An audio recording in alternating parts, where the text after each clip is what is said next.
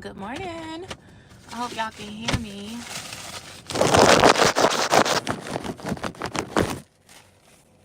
All right. Good morning. How are you guys doing?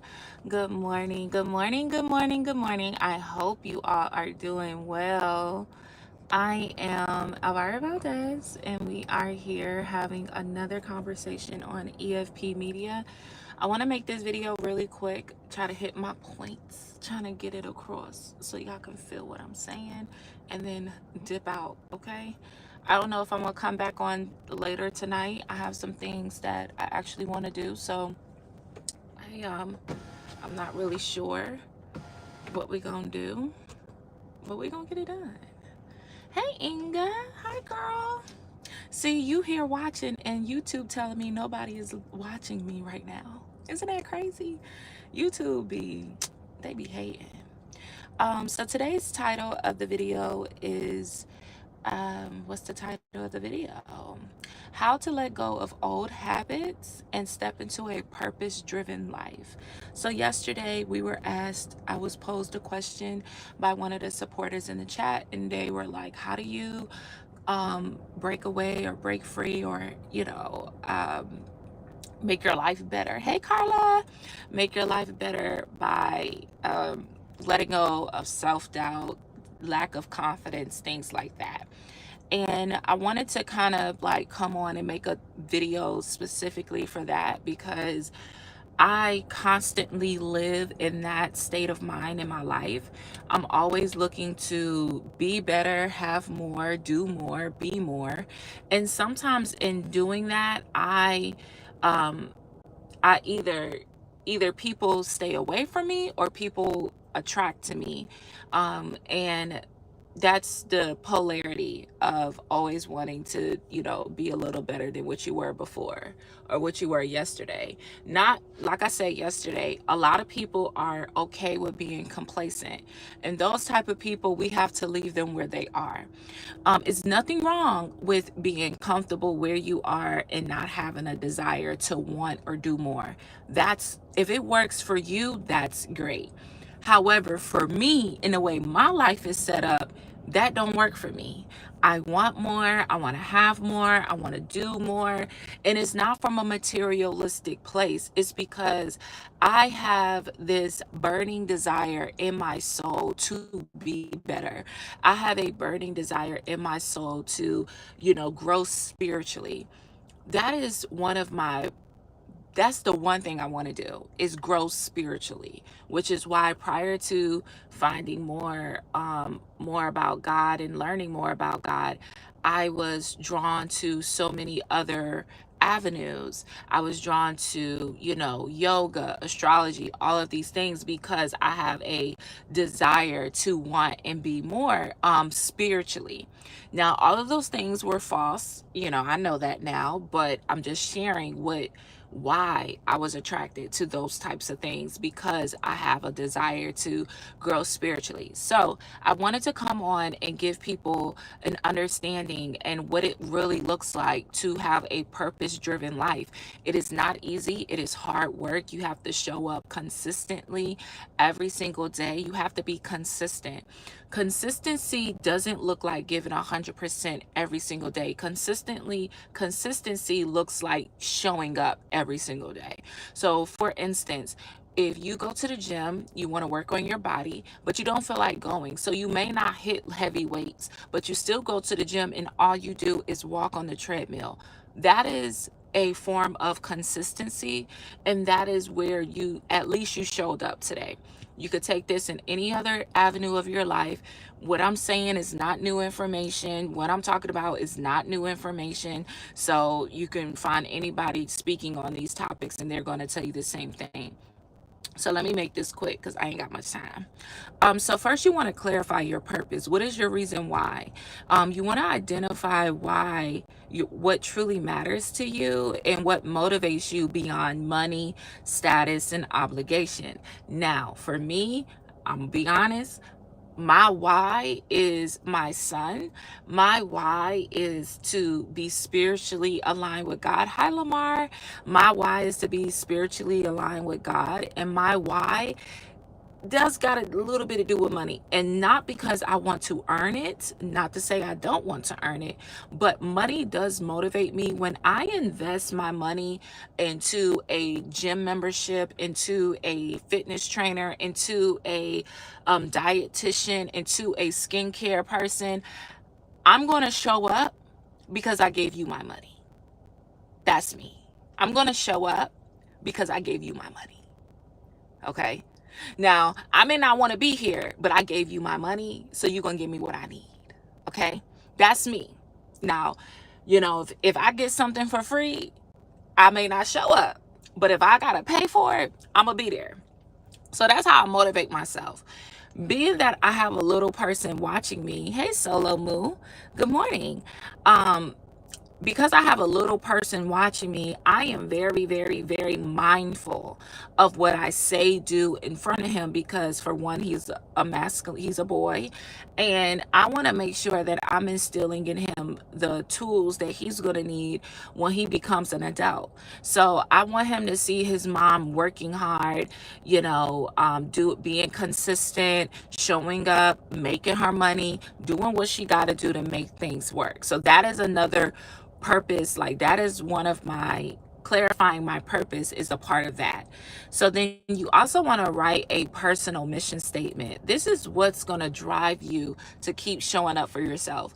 When you don't want to get in the car, drive halfway across town to go to that gym, then that you need to remind yourself once again of your reason why. Why am I doing this? Why do I want to go there? What are the goals? Even if they start off materialistic, many people want to go to the gym so they can look good. It's nothing wrong with looking good. It profits you little, but it's nothing wrong with looking good. However, as you continuously go to the gym and work on yourself, you're going to have that burning desire to want to stay in that state of mind. When I decided to stop drinking, I didn't think that, and I drank wine. I ain't drink hard alcohols. I don't think I was like in AA meetings and stuff, but I could have been, okay? But when I decided to stop drinking, I couldn't grasp the concept. But now that I no longer drink, I enjoy being sober. I enjoy being alert and aware. I enjoy having control over my decision making and my movements and my behaviors. Those types of things are the things that I really enjoy doing. So now where I am in life, I am very comfortable with being sober. Before, I thought I needed a glass of wine every evening after a day of work, when really I don't need a glass of wine. I need prayer, journaling, a cup of tea, and move on about my business. So you want to write a personal mission statement that you can resonate with. What I did is I went into my voice memo app, I recorded my mission statement, and that is something I play in the morning to get my mind going and say, like, okay, now we good. Okay. So next, you want to audit your current habits. One of the things that I did when I was striving to be more financially responsible, I audited my bank statements for 3 months to see where my money was going. And when I realized where my money was going, those were the areas that I tackled first. So just to let y'all in, I was buying a lot of food. I was going to Walmart a lot. I was going to Sam's Club a lot. And I was buying a lot of food and spending money on food, which I realized that I was actually wasting money, because I would buy food for the whole month and then some things go stale, freezer burn. The only things that would be getting eaten up quickly is things that would be like non-perishables. And I'm like, that's the opposite. We need those. We don't need it. That don't matter. I need this meat, this steak, this fish, this shrimp. I need that to stay fresh. I need my fruits and veggies to stay fresh. So once I audit my bank statements for 3 months and I realized where my money was going, I now shop with intention. I now shop for the week. I now understand that it's just me and my boy. We can eat the same food 2 days in a row, 3 days in a row sometimes, so now understanding that I'm saving more money because I know where things are going, I'm aware. So you have to audit your bad habits.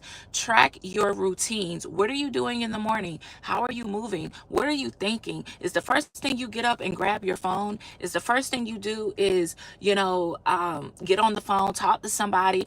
I can't do that in the morning. Now, I ain't gonna hold y'all. I'm still struggling with not grabbing my phone early in the morning because I gotta check what's going on. I gotta see if anything happened. What's going on? Everybody all right? We good? Do I need to call?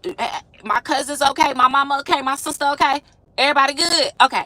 And then I go into my prayer, my journaling, all of that stuff. But I have to check that because I'm putting a device before God, right? Good morning. Good morning. Good morning. So I'm gonna read your comment, Lamar, in a minute. So I just want to make sure that you audit your habits, your routines, identify your triggers. So one thing about me is that I noticed when I decided to stop drinking wine, I noticed that when I would be triggered to want to drink wine. So in the beginning, within the first year, I was like, whenever I felt overwhelmed, even when I felt happy and I wanted to celebrate, that is when I wanted to have a glass of wine. So when I was able to identify what was the cause for me wanting to drink, that's when I was like, okay, we have to give this trigger another avenue to decompress or express itself, because your triggers are your teachers. Okay, your triggers are your teachers. Your triggers are going to show you your triggers are going to show you areas of your life that are wounded and need to be healed. So make sure that you are paying attention to your old habits, your triggers, what's leading you. Are you in a situation where constantly you're led to identify your triggers? Those are things that you have to be mindful about. So the next one is replace. Don't just remove. Replace, don't just remove. So when I decided to stop drinking, I had to replace it with something because I was used to drinking a glass of wine or two or three. Don't get in my business too much now. So I was used to drinking. What did I replace it with? Whenever I wanted to have a glass of wine, I paused. Whenever I wanted to have a glass of wine, I thought about me for the next morning. I also replaced drinking with working out. I couldn't indulge in 3 glasses of wine and then go get up in the morning at 5 a.m. and head to the gym to get my fitness on. That was not going to work for me. I would have to stop. First of all, I stopped drinking completely, but I knew that I couldn't drink 3 glasses of wine and then go to the gym in the morning. So the gym was my replacement. So you also want to replace whatever you remove from your life, replace it with a healthy habit and have a pause. I live by pauses. So when you have a pause, it's the time between the trigger and the action. You want to have a pause there. So the pause is when I wanted to have a glass of wine, I would say, okay, why? And then I pause. And then I would say, okay, and then what? So after you have this glass of wine, and then what? What comes after that? And I was like, nothing. So I don't need it. You can also replace it with healthy things, whatever it means the world to you. Whatever your negative habits are, replace it with something that is going to give you a dopamine release.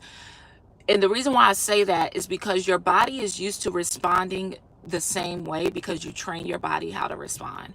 So your body is used to responding the same way constantly. So you have to be mindful of that. So make sure you replace it with something that is on par with you. Start small and be consistent. Okay, start small, whatever that little nugget is, wherever you are. If all you can do is commit to going to gym once a week, commit to that. Work your way up later. Get the consistency under your belt. Get the familiarity under your belt first. Okay, don't jump in saying you're going to go to the gym 3 to 5 days a week. To be honest, that's a little bit being overzealous, especially when you're not used to going to the gym at all. Just start off with going to the gym once a week. And then as your body starts to, because you're going to start craving these things. Okay, your body, because you're training your body to live in a more positive, euphoric environment. Okay, so we want to make sure that we are being mindful of that. So focus on one thing at a time, one change at a time. Don't say, I'm gonna stop drinking, I'm gonna go to the gym, I'm gonna do this, I'm gonna do that. Oh, here we go. I'm gonna stop drinking, I'm gonna read one book a month, I'm gonna wake up at 4 a.m., I'm gonna go to the gym at 5 a.m. That's too much. It's too much. You gotta do one thing at a time. You gotta do one thing at a time. So what you want to do first? If waking up in the morning is one of the hardest things for you to do, start with that first. Now that your body has become aware and knows how to wake up at 5 or 6 in the morning without an alarm clock, then you can transition into, now I need to go to the gym. Then you can transition into, let me just read one book per year. I went from reading 0 books per year to reading 1 book per year. So maybe I should just start off small and read 1 book per year instead of 1 book per month. That's what I meant, y'all. 1 book per month. Start off small and stay there, because tiny habits are what builds the situation. Okay, the tiny habits is what changes your life, is what gives you the level up energy. Okay, and also I'll get to that in a minute, but give me 1 second, guys. I'll be back.